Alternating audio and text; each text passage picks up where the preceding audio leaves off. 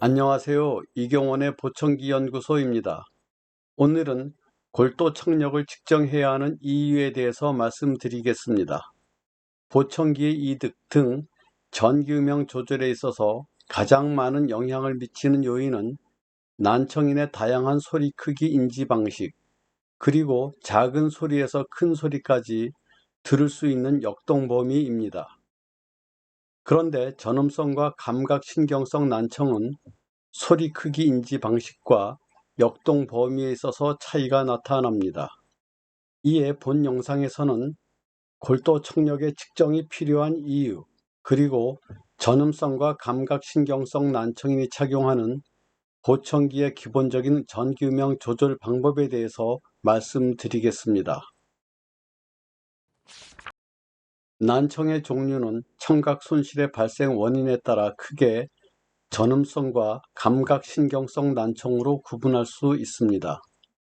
난청의 발생 원인, 소리의 인지 특성 등 더 많은 내용은 청각학 개론, Psychology of Hearing 등을 참고하시면 좋습니다.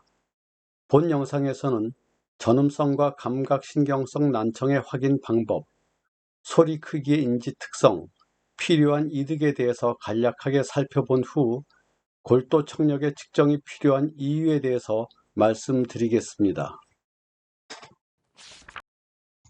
먼저 전음성 난청은 귓바퀴를 포함하여 웨이도, 고막, 이소골 등의 문제가 발생하여 음향 저항이 높아져서 소리의 전달이 어려워지기 때문에 발생합니다. 마치 전기 회로에서 저항이 증가하면 전류의 흐름이 작아져서 전구의 빛이 어두워지는 것과 같은 이치입니다. 따라서 전음성 난청이 발생하면 작은 소리에서 큰 소리까지 일정한 비율로 잘 듣지 못하게 됩니다. 하지만 역동 범위가 건청인과 비슷하게 나타나기 때문에 다양한 소리 크기에 대해서 같은 이득을 제공하면 모든 소리를 건청인과 비슷한 크기로 인지하게 됩니다.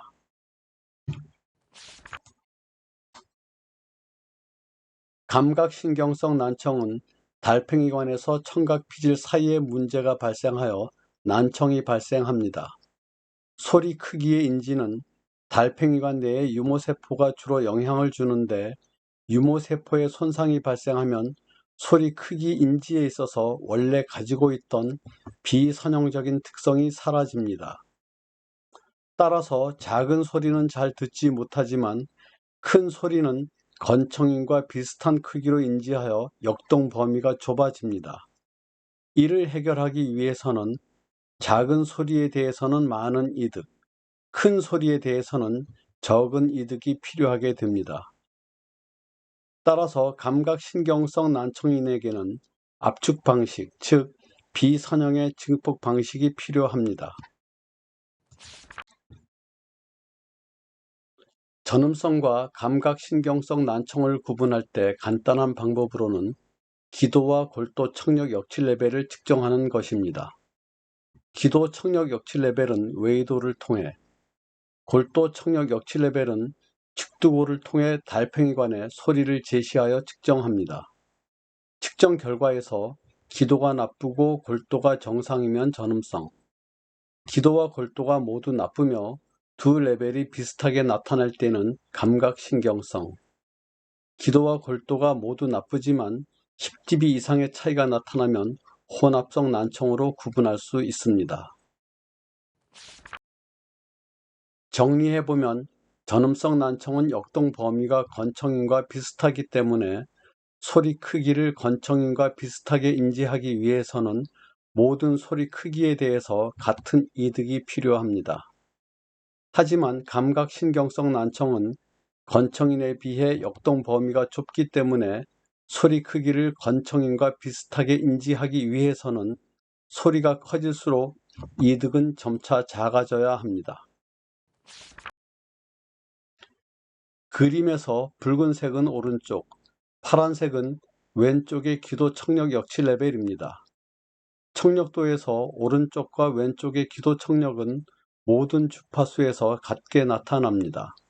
하지만 오른쪽 골도 청력은 정상, 왼쪽 골도 청력은 기도 청력과의 차이가 10dB 이내로 크지 않습니다. 따라서 오른쪽은 전음성, 왼쪽은 감각신경성 난청임을 알 수 있습니다. 결국 기도 청력 역치 레벨이 같다 하더라도 앞에서 말씀드렸듯이 난청의 종류가 다르기 때문에 오른쪽과 왼쪽은 보청기의 이득, 압축 역치, 압축 비율 등을 서로 다르게 산출해야 합니다.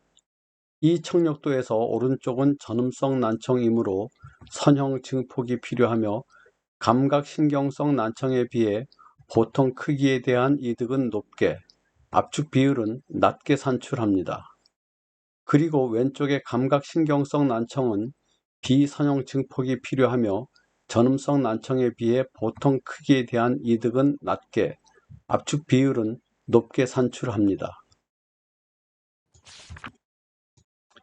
가끔 골도 청력 역치 레벨을 측정하지 않거나 측정하더라도 보청기 적합 소프트웨어에 골도 청력 역치 레벨을 입력하지 않는 경우가 있습니다.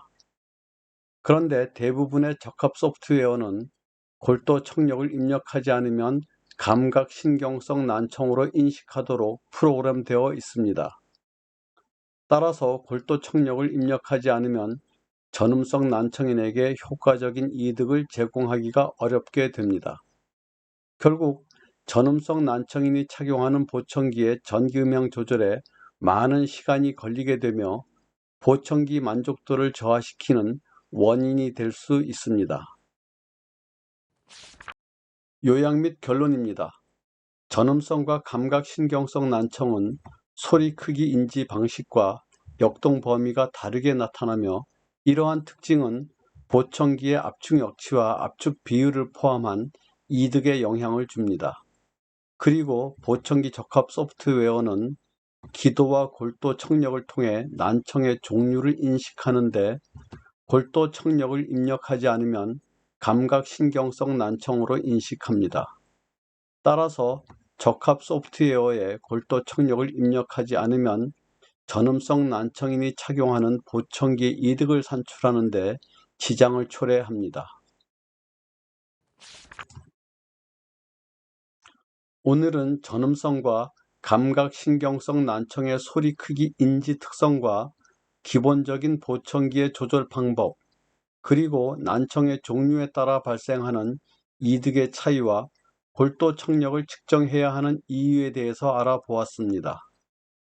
본 영상은 골도 청력 측정의 중요성과 보청기 적합 소프트웨어에 골도 청력을 입력해야 하는 이유를 이해하는 데 도움을 줄 수 있을 것입니다.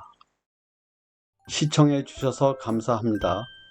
계속해서 유익하고 도움이 될 수 있는 내용으로 찾아뵙겠습니다. 감사합니다.